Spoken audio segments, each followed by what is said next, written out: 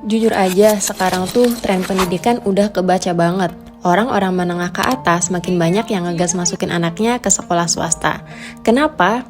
Ya, karena mereka ngerasa sekolah negeri udah nggak bisa ngasih jaminan kualitas yang mereka cari. Swasta itu kayak jadi simbol elitisme baru. Fasilitas lengkap, ruang kelas adem, ada AC, ada lab kece, ada kolam renang. Kurikulumnya jelas, bahkan beberapa udah go internasional.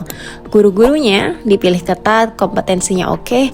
Banyak yang benar-benar serius ngajarin, bukan cuma formalitas absen terus balik. Masalahnya, ini bikin jurang pendidikan makin kebuka lebar.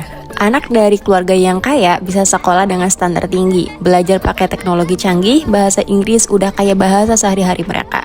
Sementara anak-anak dari keluarga menengah ke bawah kebanyakan masih stuck di sekolah negeri yang fasilitasnya seadanya. Meja kursi bolong, lab cuma nama doang, guru kadang sibuk ngurus administrasi, dan fokus ngerjain yang lain.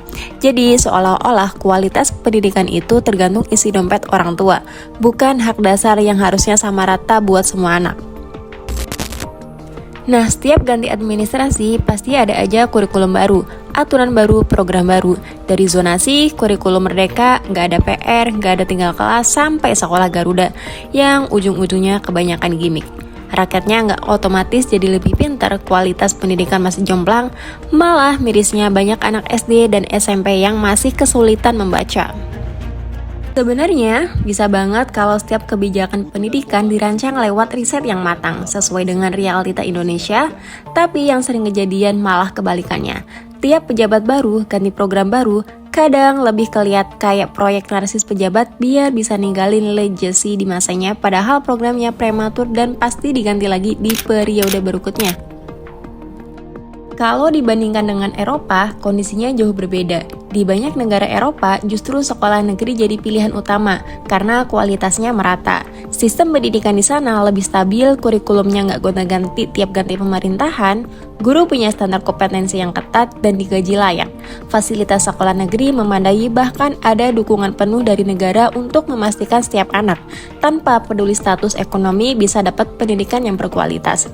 Nah, makanya di Eropa sekolah swasta bukan simbol status sosial, tapi lebih sering jadi alternatif khusus.